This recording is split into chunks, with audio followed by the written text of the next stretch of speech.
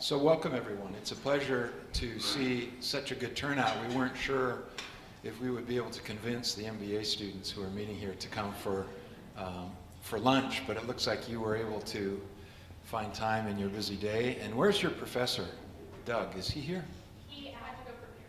He had to go prepare for class. Okay. Well, we do want to thank him for cooperating with this so that you could benefit from this event here. We're trying something different by having it here at the Oakland Center, the first time that we've done this.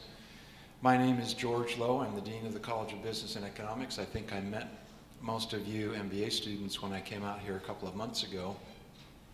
And one of the things that I heard was that we could do a better job of connecting you with our programs and our campus in Hayward, and there's a little bit of a distance there, and so this is one of the things that we're trying to do to involve you more in our events and activities.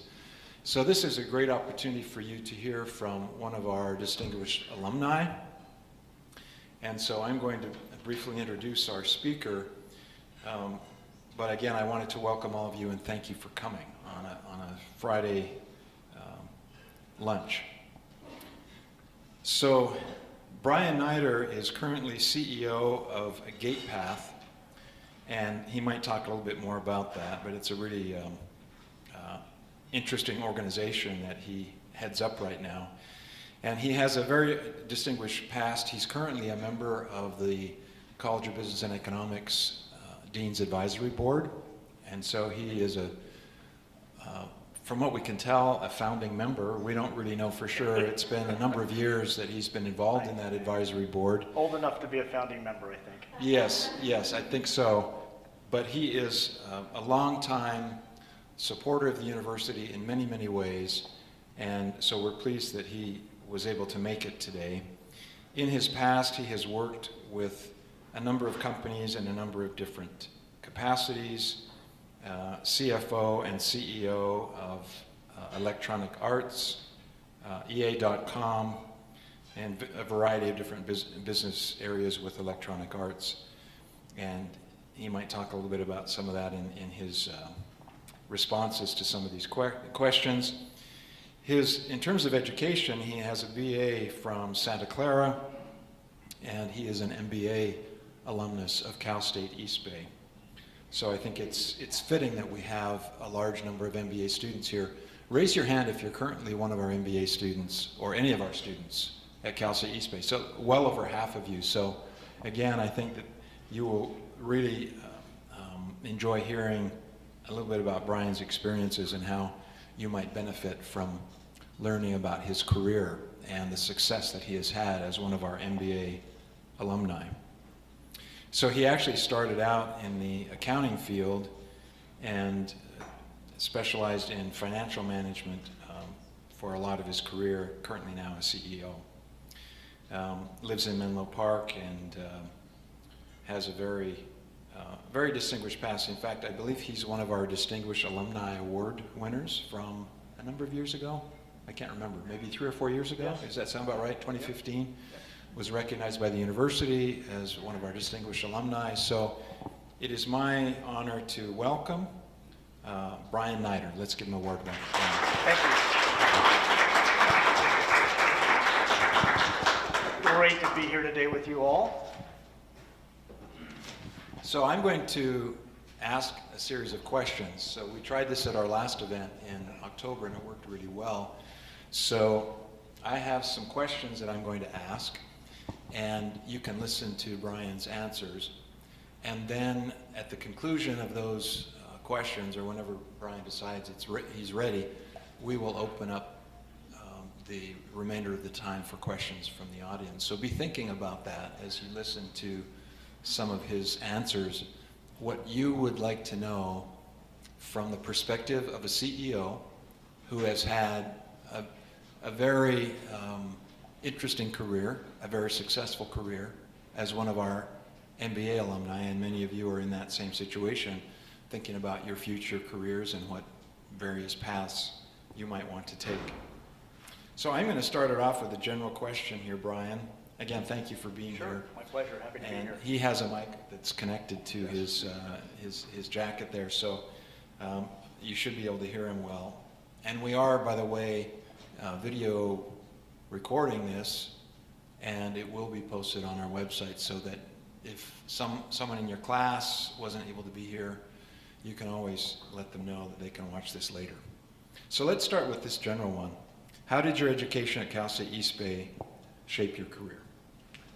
It led to my career. So when I was at Santa Clara, I went in as a business major and I changed to history, knowing that I wanted to go back and get a business degree, but I also wanted a humanities undergraduate degree, and economics would force me to be gainfully employed to go back and get a business program. And so I chose Cal State East Bay because I did want to become a CPA, and I went into the accounting program. And the education I got here led to my first job in public accounting. And for the better part, probably 20 years of a exclusively finance career, everything from being a controller and ultimately working on the IPO for Electronic Arts and running pretty much every part of the finance organization in one form or another over about a 26-year career there at EA. So it directly led to playing games for a living at a game company. Which is sort of the dream career of a lot of young people today. Yes. So at the time, but also now, as we hear from a lot of our students that they're looking for a non-traditional career path that might lead to something that they can be passionate about. And entertainment is one that a lot of young people are attracted to. So maybe you can work some of that into your response to some of these other questions. So the next one is, why Cal State East Bay, or why is it special to you? You mentioned that it helped launch your career. Right. Anything else you'd like to add about the Cal State experience and how, maybe why you've continued to be so involved Sure. over the years? Absolutely. A couple of things. One is I had some amazing professors. And for those of you that are part-time students or commuting, I could not have finished up if it wasn't for some professors really encouraging me to keep going when I thought it was a very long haul. Was a young dad, commuted from Santa Cruz, Cal State East Bay at night, went back and did janitorial work, then going back to Santa Cruz, and then coming back and doing classes at night. Then put my internship at Cal State East Bay, was in San Francisco for a CPA firm, added that to the commute. And in particular, there was several professors, but one who's no longer with us was Carol Lindbergh, who used to be head of the accounting department. And you know, she had the uncanny knack of knowing when I needed a pat on the back, when I felt like, oh my God, I can't go to that next class. It's 6 to 8 and then 8 to 10. And she really helped me get over the hump, and I've never forgotten that. And she was one of many professors that really helped me, and a lot of great students. I mean, as you know, I think the cohort you're with makes a big difference to encourage each of you to keep going when maybe it feels like you're juggling a lot. And I'm indebted to Cal State East Bay for that internship that led to an accounting career that ultimately led to becoming a CPA and then a longer-term finance career. But Carol in particular, in knowing and having a special place in my heart, and my wife as well, for working students. We set up a scholarship several years ago that professors could pick and select a accounting student they felt that needed that extra shot in the arm, maybe with a stipend for books or whatever it might be, so they could keep going and get reach their career potential. So I just, and the quality of the classes and the teachers was absolutely outstanding. There's some lessons that I learned there that definitely have played out into my career, and I'm happy to share a couple of those if you want. There was a lot of research that you had to do in advanced accounting, and one of the professors kind of threw it back on me. Well, I asked him what the answer was. Well, he goes, why don't you go find the answer? And so I started doing research, and I will tell you at the time that I was at EA, and software development was still relatively new in general. That research led to a lot of very unique research items that I did for Electronic Arts that also helped support the entire software industry.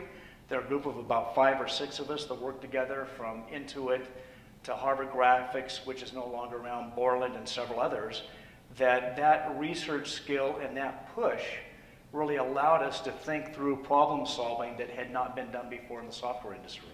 So that all came from a couple of advanced accounting classes that I had, and a professor named Frank Timms. Great. It's good to hear about the role of the faculty. We have a number of faculty members here. Raise your hand if you're a faculty member.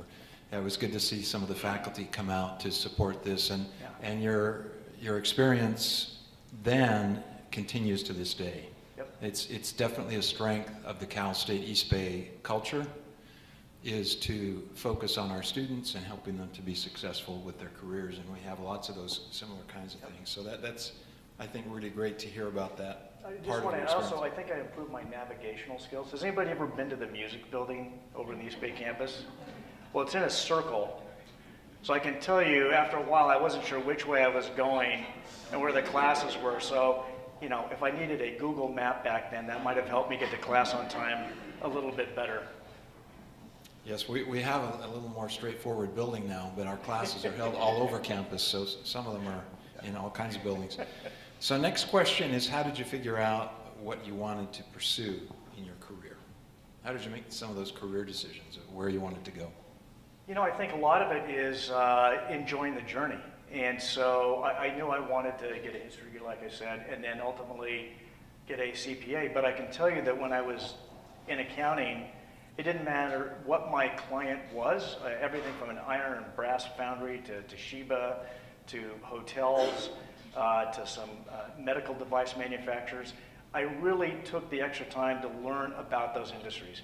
And I'll tell you, there are trade journals on pretty much every industry in the world, and I would buy them and read up on those industries and go around and talk to people about their jobs. And that was outside of the day job of being an auditor.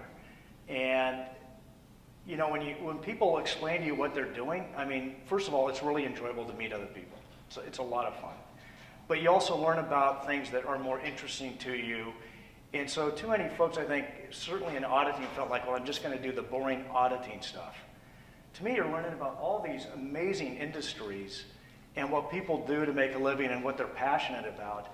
And that led ultimately to gaming. And I loved games, and I've told this story a few times, and please don't share this with my wife. But I bought our very first computer, which is an Apple IIe, with a monochrome monitor and a daisy wheel printer, if anybody remembers what a daisy wheel printer is. That was $5,000 back in the early 80s. That was really expensive. And of course, I was a student and she was working, so you can imagine the dynamic there. And I said, well, I'm going to do it to do tax returns to make money on the side.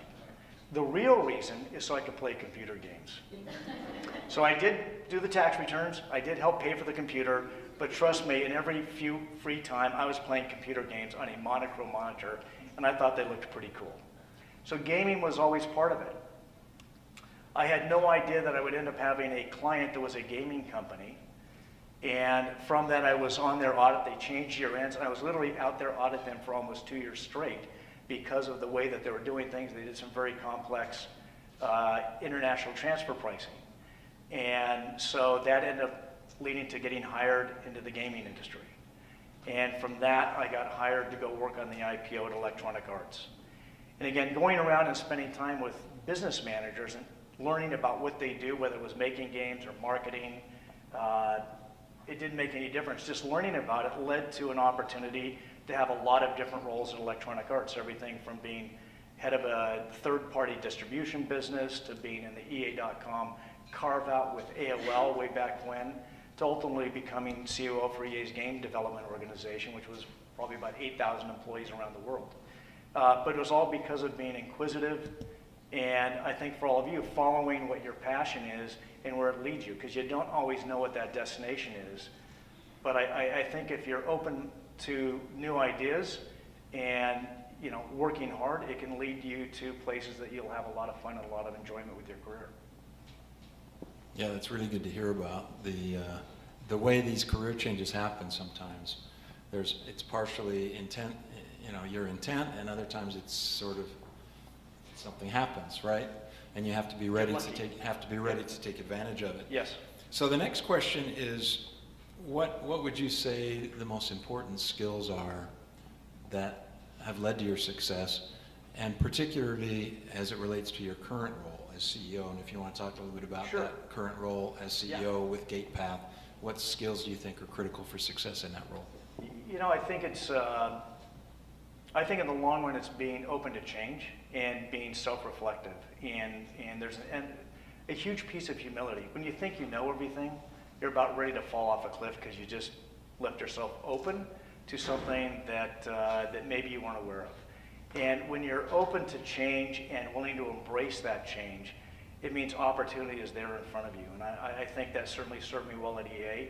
And going from EA into human services, so GatePath is a 99-year-old organization. We serve children and adults with developmental disabilities.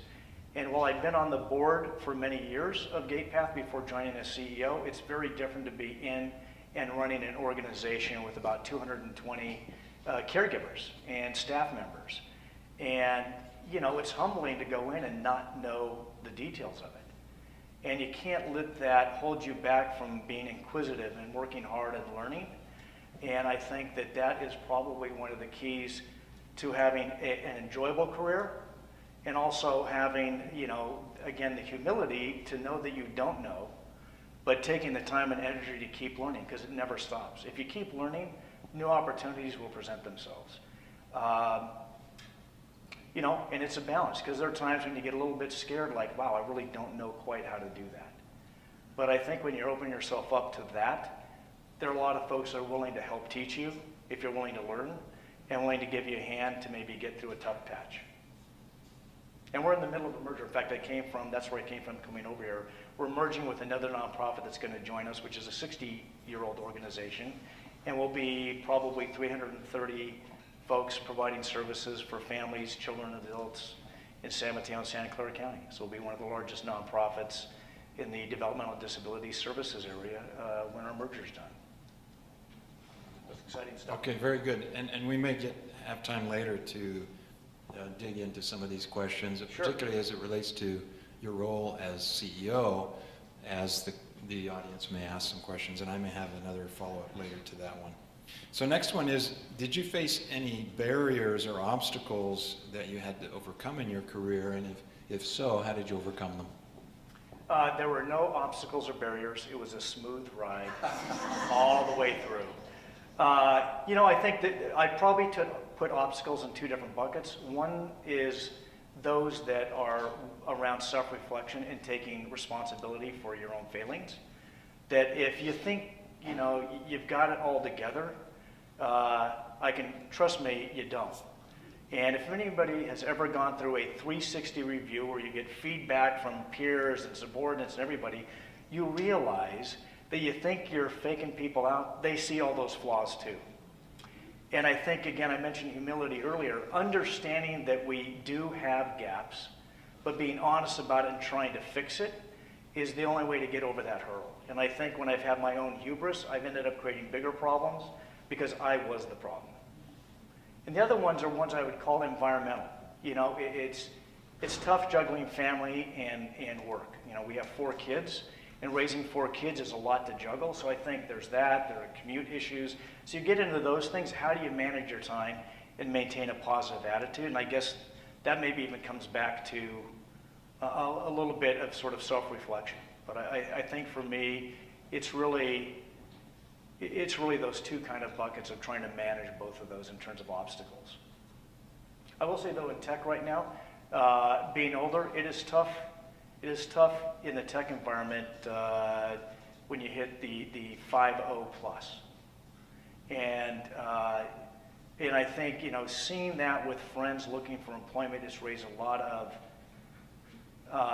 awareness for me for a lot of other, I would say, institutional bias that is out there for anybody seeking employment.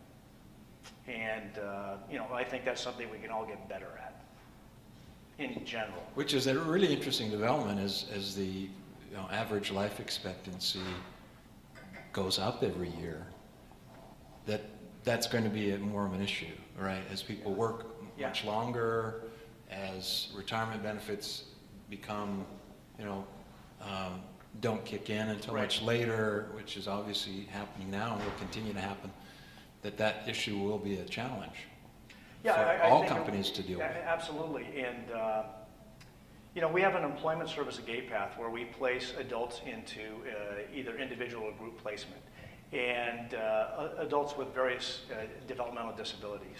And I did it was a business pitch evaluation for a group of adults on the autism spectrum. All were college graduates, many of them were with master's degrees, and they couldn't get jobs. And they couldn't get jobs because of breaking through that interview cycle with maybe some social skill issues in terms of how they presented themselves in that interview. And it has really been interesting to see the talent of their work that I got to see, because I would have hired them in a minute when I was at Electronic Arts.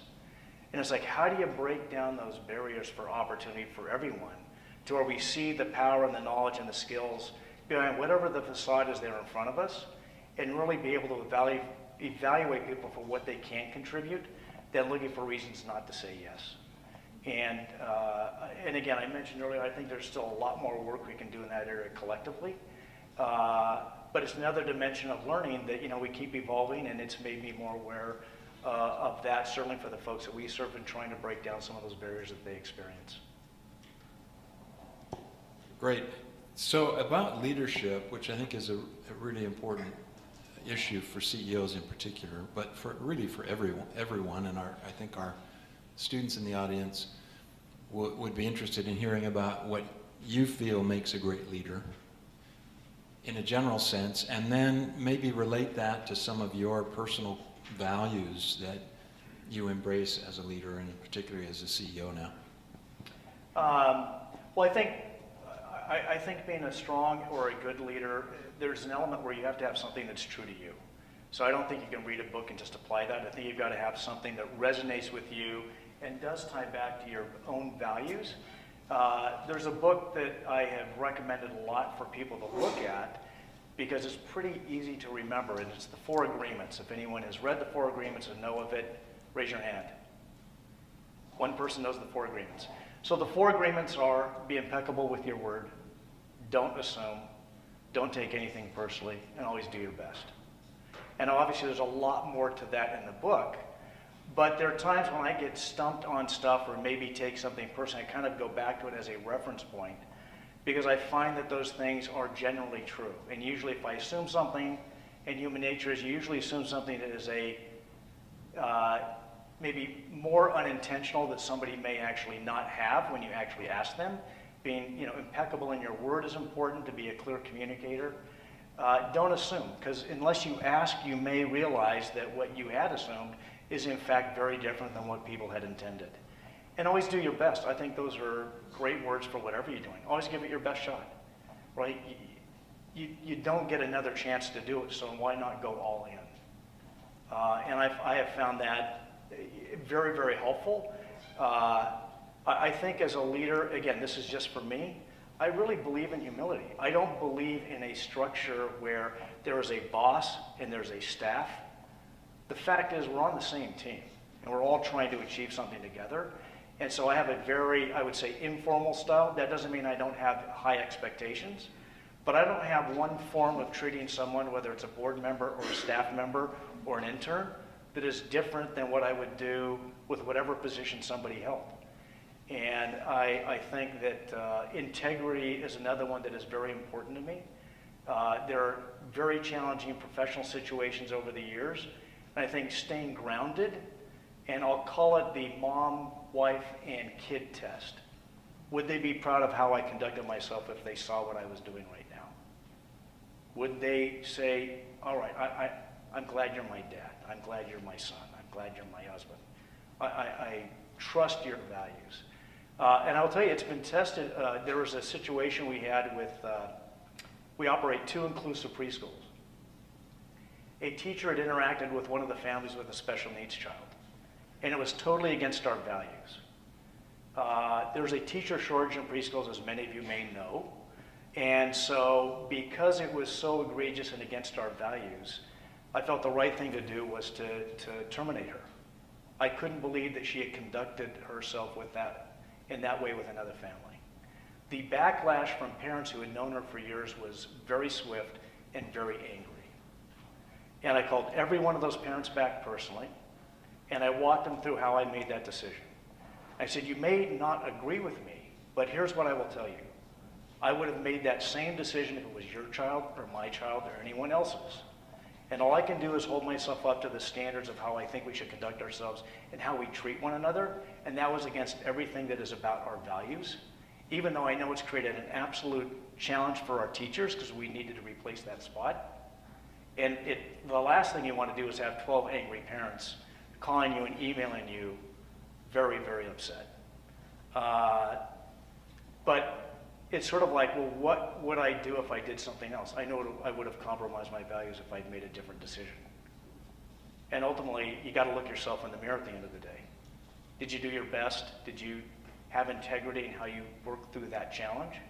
And I think those things, it's not when things are easy. You know, you really test your mettle when things are hard. And usually when it's hard and it's not necessarily popular or it goes against the grain of how other people think things should be done.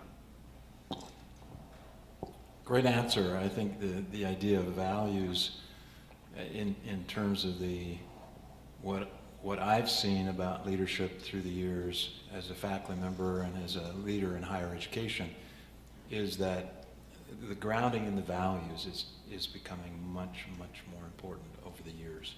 And really the definition of leadership has changed a lot in the 30 years I've been doing this. So what or who inspires you? That is a great question. I think, I think inspiration comes from so many different places. So I'll get back to the work I'm doing at GatePath. So if anyone has a child or a brother, sister, or a relative, friend, neighbor with a developmental disability, you may appreciate this. So the folks that we serve, many of them have what's called individual employment. So they'll work at a company and they'll take their own transportation to get there. Public transportation, many of them are having to spend an hour to an hour and a half to get to work. And and that doesn't even talk about how many stops they have to take to get to that job. And this came up in a meeting the other day, and when you think about that, the perseverance, the dedication, the determination, all those values that they display in going to that job site and being there on time with a great attitude, day in and day out, that inspires the heck out of me. Because it's those human values that they display that are universal. And we had a project where Genentech came in and did a volunteer sort of job coaching, resume building for some of the adults we serve. And I showed up at the event a little bit late at lunchtime, and they had done a project with dream boards, where you cut pictures out of magazines and you put them on a cardboard, kind of show these are the dreams that I have. And I will guarantee you that we could all do dream boards and mix them up, and what you realize is we all have universal dreams and aspirations. And for me, that was an inspiration to change how we think about the work we do, which is we're not stewards, we're life coaches. Our job is to find the power and beauty and potential inside of everyone and make that real. How do we help them achieve that? Because if you take a look at Special Olympics, 50 years ago, the events were a handful. Look at the events now. It wasn't that the folks in the Olympics changed. It's people's perception of what they're capable of changed. And so for us, you can find inspiration in so many ways. And I'm inspired by incredible, dedicated staff. It's hard work. If anybody's been to a preschool, I've sat with teachers, it's a tough job. There's a lot of frantic energy of kids running around, being very busy and not necessarily going in the direction you want them to go. And have a great attitude and still wanting to teach, that is inspiring. So I think you can find it in a lot of places. We were talking to our daughter last night about a thing she's dealing with, and I'm inspired by my wife.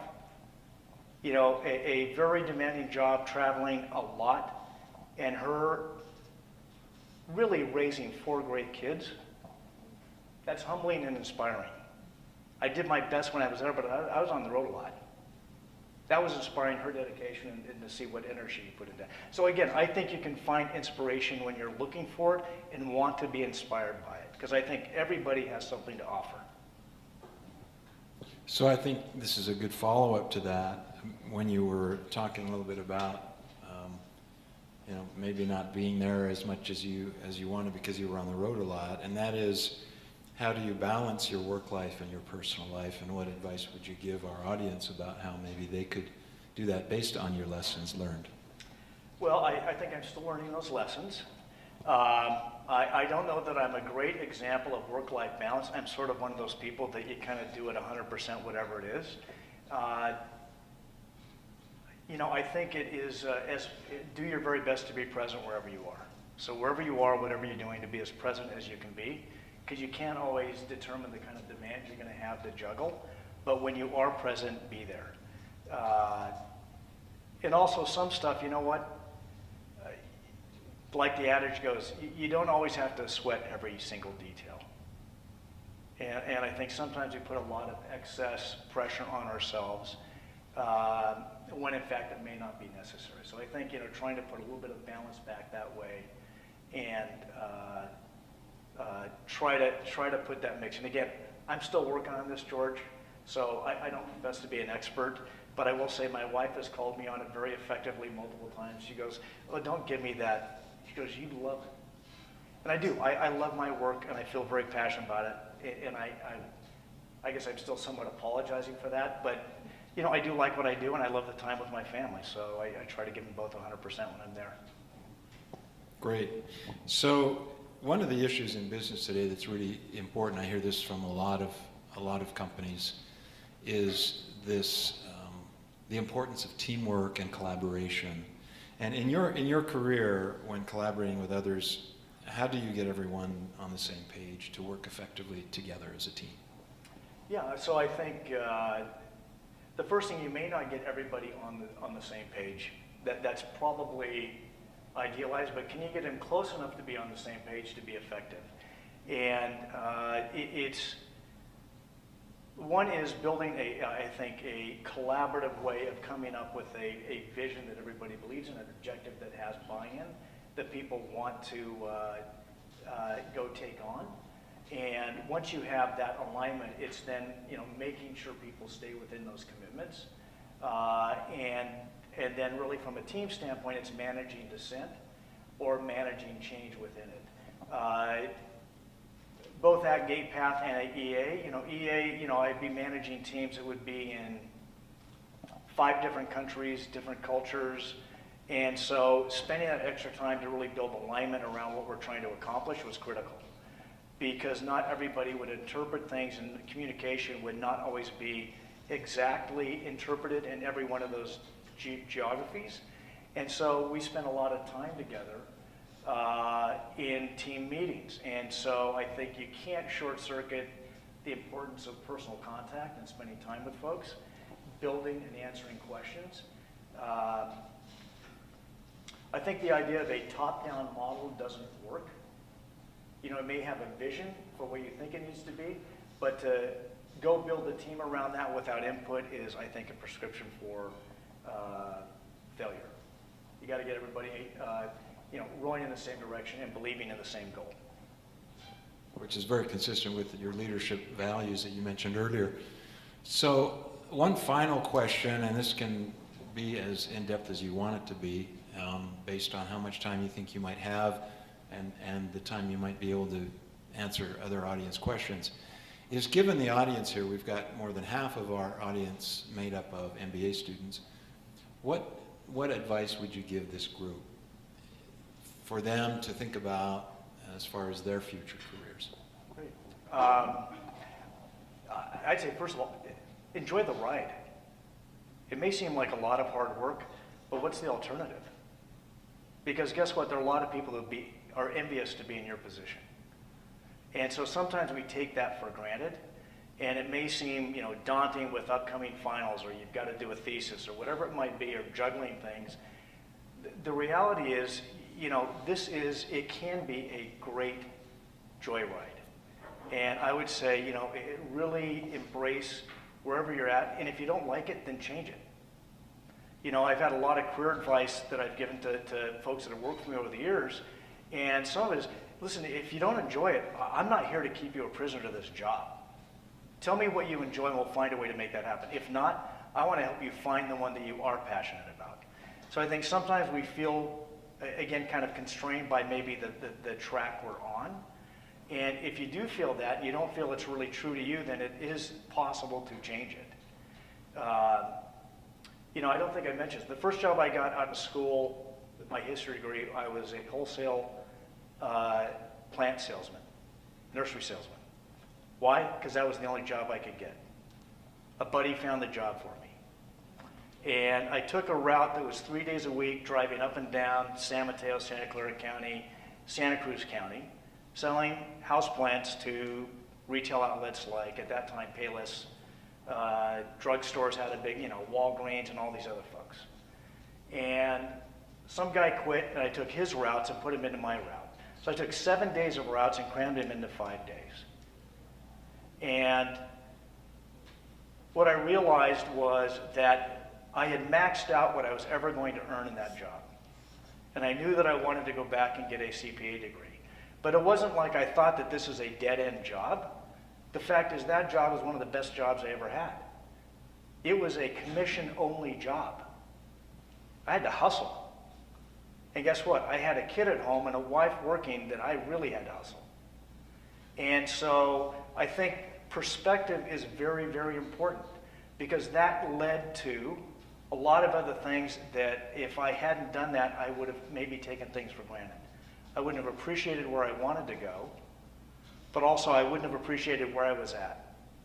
And I called the guy who hired me, and this is probably about 10 years ago, and I thanked him for hiring me. He gave me a shot. It was his business. I didn't know squat about it.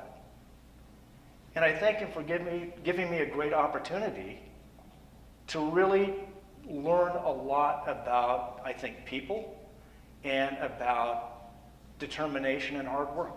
And he gave me that shot. And so I think, really for any of us, embrace what you're doing, because it's going to be a lot of fun. Is it going to be half empty or half full for you? And we all face challenges. Everybody does. Everybody does. But enjoy the ride. Very good. So do you have time for some audience questions? Absolutely. It's, I think, right about 1. So I think we have an extra microphone, which probably would be helpful because it is a little bit of a long room. So we have Myra Drouillard from the Dean's office here. And before we go to the rest of your questions, I would like to acknowledge the staff who helped organize this. Is Ebony in the room, or has she? Raise your hand, Ebony Jennings, who was a big, big part of making this happen. But Myra has got the job of the microphone, so if you would like to ask Bryan a question, please raise your hand, and we'll take as many of your questions as Bryan has time for. So who'd like to ask a question? Anything? Don't be bashful.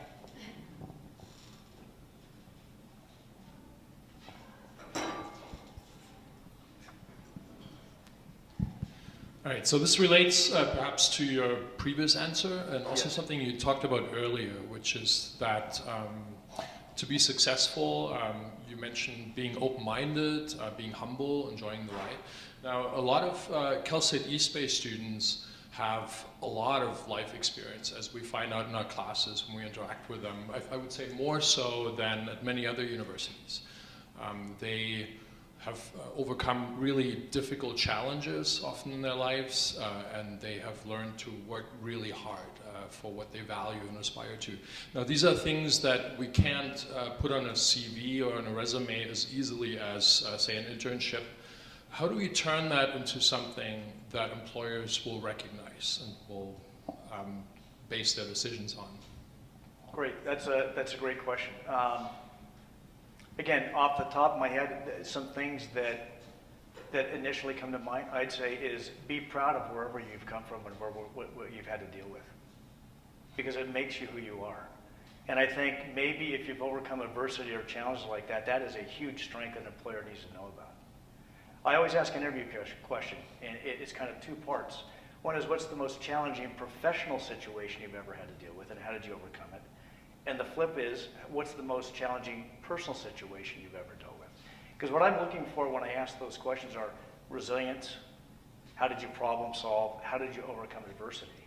Because everybody's going to deal with it. And I think sometimes there is an insecurity about having come from challenging situations, when in fact it is a strength.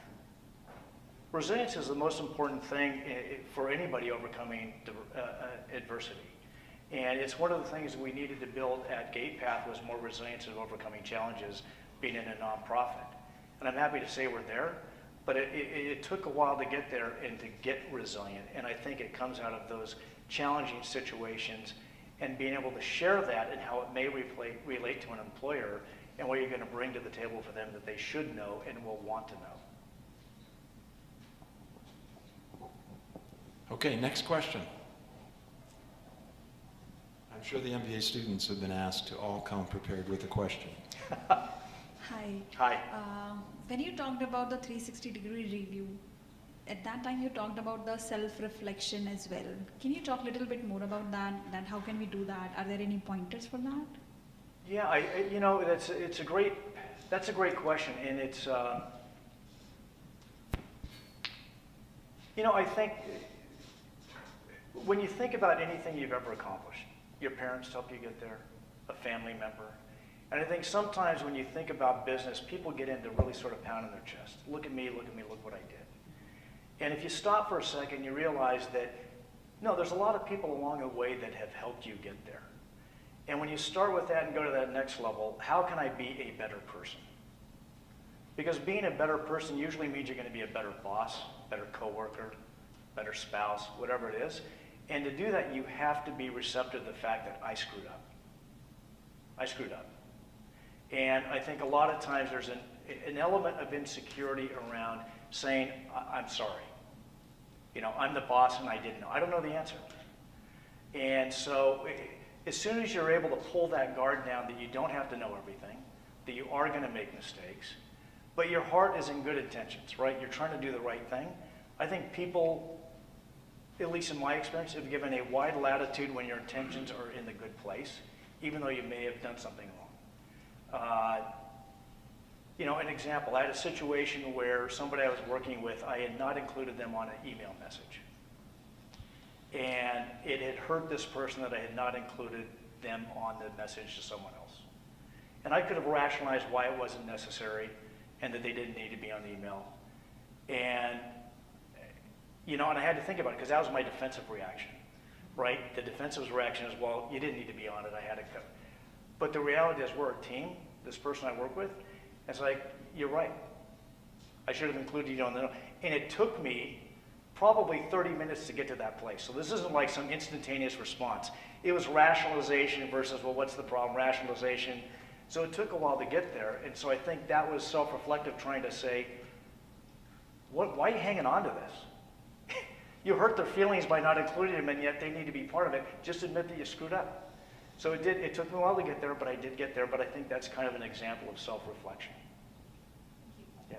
Yeah, I would say, based on listening to your answer there, again, very consistent with your values that you mentioned earlier, but the quality of a leader to admit when they've made a mistake, however large or small, is, to me, really a sign of a good leader. And on your question specifically in terms of a 360 analysis, I've really only done one of those in my career, where people who report to you fill out a survey, and right. people you report to also fill out the same questions. And this was a national company, a consulting firm that did this. And the insights you get back in terms of your individual strengths and weaknesses are really revealing, you know, because you don't, even though you look yourself in the mirror every day, like you said, sometimes that self-reflection is hard to do because you're very biased when you judge yourself. It's just a natural human tendency. So I think there are products available that we could offer to our MBA students to do that kind of 360 analysis. I don't know if we've ever done that here, but we could look into that and make those opportunities available to you, because when you mention interview questions, I always think about the typical question we hear a lot in interviews, which is, tell me, say, 2 of your strengths and maybe 2 of your weaknesses. Right. And that's a hard question for a lot of people to answer, especially the weaknesses part, without that kind of 360 analysis that's objective, where other people are telling you that. So that's something we might want to look at to offer our MBA students, because there are some really good products on the market that we can make available to you for a pretty reasonable cost. Great. Okay, Joanna has a question. Yeah. So first of all, thank you very much for coming down and sharing My your journey pleasure. with us. So since you're already an alumni and you're also on the board for the college, so what is that one thing that you want to change or do differently within the university or within the program? If you can just tell from your experience. That's a great question. Hopefully I won't blindside Dean Lowe here with a response. You know, I think we talked about this in a board meeting, maybe it was a year and a half or so ago, but a little bit what Dean was just talking about. I think there's a element of, to the other question earlier about self-reflection, because there's a point if you go through it, first of all, the education you're getting is very good. And I think sometimes that may be taken for granted. And so I think that there's a confidence you should have coming out of here with the degree that you're earning. And then there's an element of having that self-reflection about putting that and making that real for you. And when you have that confidence going into interviews that's developed here by a self-reflection process, where you kind of go through your own inventory of your strengths and weaknesses, that you're going to be in a better place forever, right? Not just for that interview, but you've got habits that you can maybe use for other jobs or just your own personal growth and development. So, you know, I described it, I think, at one time as kind of like a finishing school program, right? Getting you kind of personally polished up, not anything to do with a business class, not anything with an academic class, but really about the work about you. And I think that schools neglect to do that, because if you think about career roadblocks that people hit, it's usually never around a technical issue, right? It's usually always because of a personal roadblock that they have. And it's lack of growth, lack of working through a personal issue, or maybe not wanting to embrace a new technical challenge. So I would say something along those lines would be great to have. All right. Maybe in conjunction with the psych department. Brian, thank Yes. you. First of all, thank you very much for Oh, my pleasure to your, be here. Insightful and inspiring message. And I want to thank the audience as well. You are an MBA student of Cal State East Bay. You're on your way for a great journey going forward, because you're building a very strong foundation in the program. And so I want to thank you for your reinforcing message on the importance of humility. In our MBA program, I'm sure you had gone through interview process yourself when you're being admitted to the program. And on the stateside program, which I am a director of the stateside program, we have an interview. And we have 7 questions, and then 2 questions relate to leadership and team building. And we ask the applicant what they think of the good leadership and how they manage overcoming team building challenges.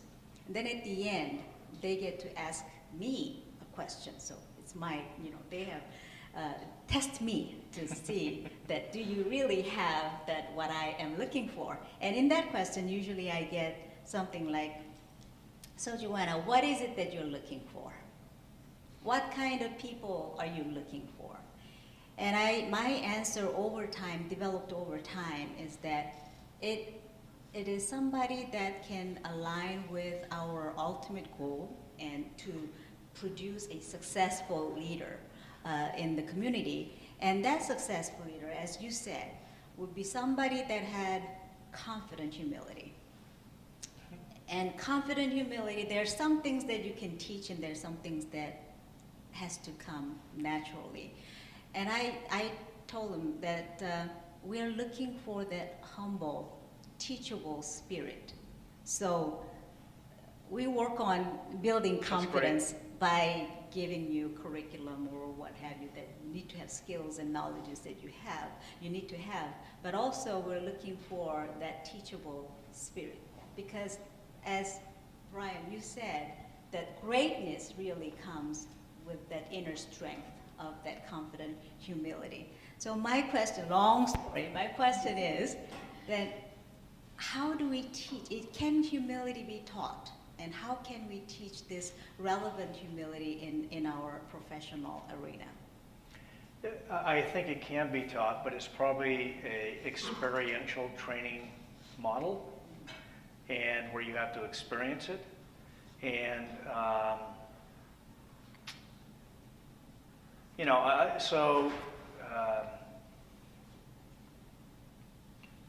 share with the group here, and I have a son that came out several years ago, and I can remember distinctly a moment where some of the challenges he was going through, I realized my own powerlessness to help him. And that my job was not to try to help him, but to be there for him.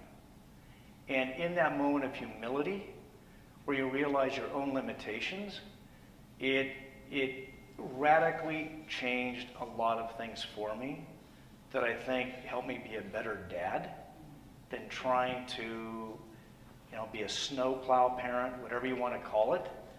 And it's that sense of limitations that really made a difference. And until you experience a limitation where you can't make something better for someone, and he had a particular situation he was dealing with that I couldn't help him with, but I could be there for him to support him, that is humbling. And you realize that your role in many ways when we're working with one another, with friends and peers and coworkers, is to be there for people, right? We're doing this together, right? There's no other place. We're either working together all day, and that I think that sense of humbleness of being there to serve others, which is why I'm doing the job I'm doing, it is humbling because you know your limitation of being able to change something, but it's in that one-to-one relationship where you can change one person's life, make it better by one interaction that is so rewarding.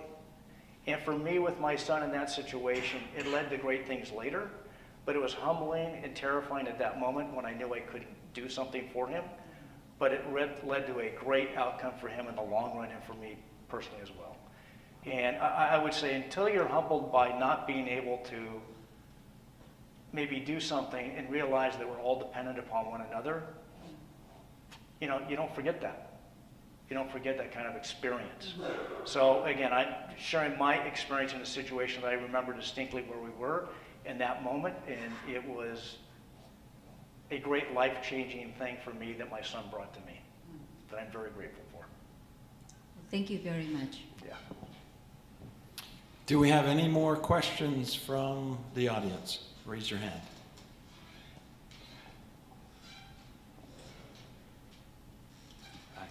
Hi, thank you for being here with us today. My pleasure. Quick question.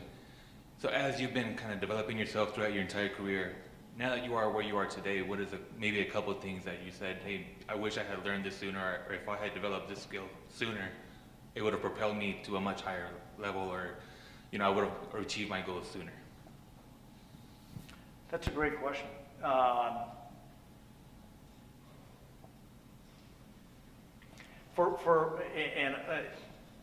don't know how better to describe this. I think early in my career I was pretty driven and I was kind of a dick. You know, and it was all about the goal and not about the process and not about the people. I was trying to deliver an outcome. And it was actually my wife who mentioned and shared with me, because we worked together at the time, she said, you know, your nickname is the Commander. I'm like, well, that's not very flattering. And I think if I had been able to, well, one, if that hadn't happened, I probably would have been as unaware. But that kind of like, wow, I don't know if I want to be known as the Commander. Right? And so I think, you know, getting back to the theme here about humility and teamwork and all that, I think if I had, you know, I wish I had known some things earlier in my career that maybe I wasn't. And for folks that I was maybe too hard on, I feel terrible about. But it did take me a while to get there, but I think I did get there. And later in my career, it was much about the people as it was the outcome. Yeah, so I wish I'd known that sooner. Yeah. Thanks. You're bringing up all these wounds. I have to go to therapy now to go deal with all this. Well, think of this as sort of a therapy here. It is. for This you. is. I got. You know, instead of paying for it, I got a free lunch for therapy session. Thank you. Any other questions? Want to make sure that everybody's had a chance. Okay, there in the back.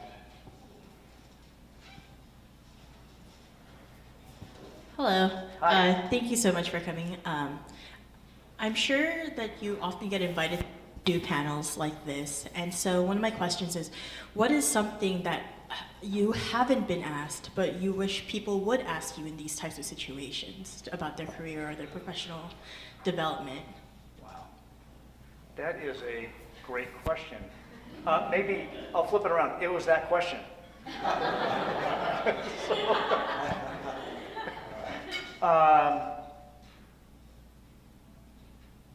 Wow, you know, I have to think about that for a second, or I apologize, but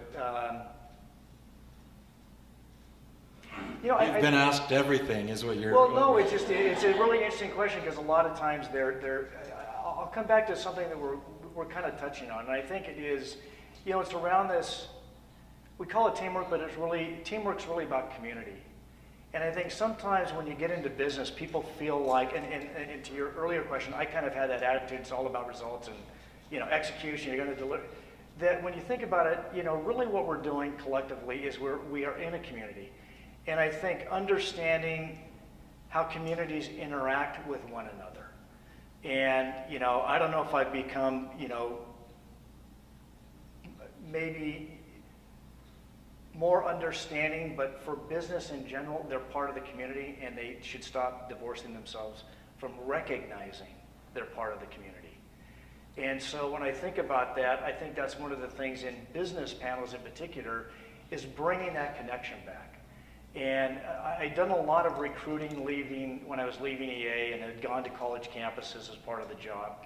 And one thing I will say, I am really optimistic about the future because of the next generation coming up. And many of you as well, in being part of that generation, they are more socially connected. They're more, I think, environmentally aware. They want their companies to do good in the community. And so I think those kind of things about really kind of maybe one around responsibility, that what responsibility do you have? I think that is more and more important because way too much is getting frayed at the edges, and the reality is we are one community, and we need to make that a very important focal point of how we interact with one another in the job, in our homes, and in our neighborhoods. So I think that connectedness and community and responsibility is an important one. And I'm going to just ask one final question Yes. as a follow-up to that, is as you have described your career, particularly going from that CPA focus initially, which was your outcome-driven kind of part of your phase of your career, to where you were a CFO and had very clear accountability, financial accountability, where, you know, the profit motive was definitely, shareholder value was a big part of what was motivating you. To now you've become a CEO in a very different organization, a nonprofit. Has that shaped some of your priorities in terms of what motivates you and broadened your perspective to more of a responsibility-centered management, community kind of engagement? Or was that just something from within that changed over your life experiences? Well, that's a great question, George. I think some of it is, you know, not having been as close to nonprofit work as I am now, I think I was absolutely clueless on how important nonprofits are for our community. You know, people talk about a safety net. Guess what? If it wasn't for nonprofits, I don't know how a lot of services would get provided. And sadly, that is invisible to, at least it was invisible to me, and a lot of friends, and I think most businesses really don't have an appreciation. And you can go through, I'm on the board of an organization that serves about 120 nonprofits in San Mateo County. So I get to see a lot of different service areas. And for that, I think there was certainly a lack of awareness of how integral and how absolutely necessary nonprofits are in serving folks in our community. And the other thing that has come out of that, you know, from the corporate side is, I think corporations, and I'll speak for myself, is I think there's an attitude that, nonprofits need to be more businesslike.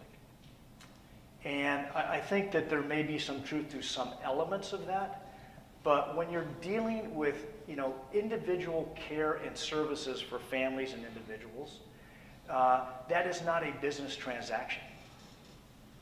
And you can't use a business transaction model when you're trying to provide care, housing, food, education. Right? The impact is greater than just those dollars.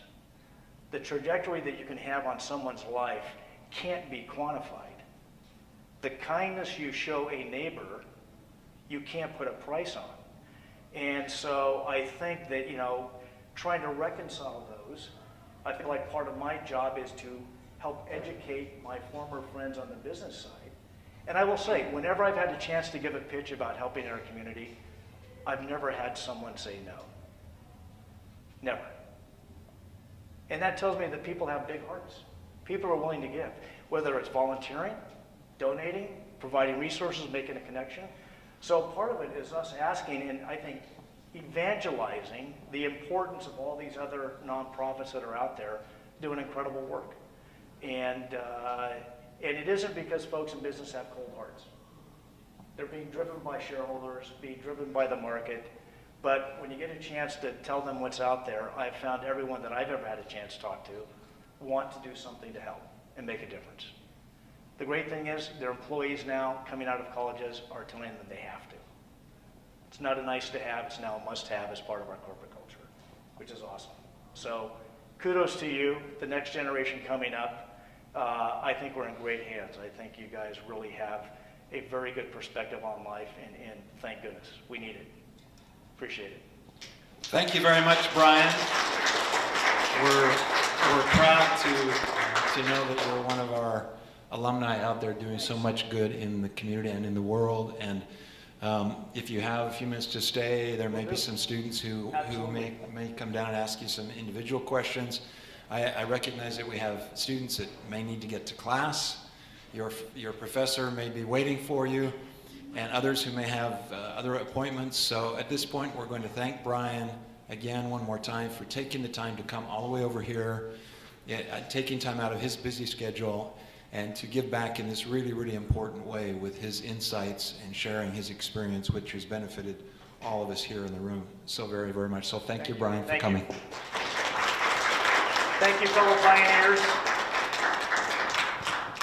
Pleasure being here. Have a great afternoon, everybody, and thanks everyone who helped with this.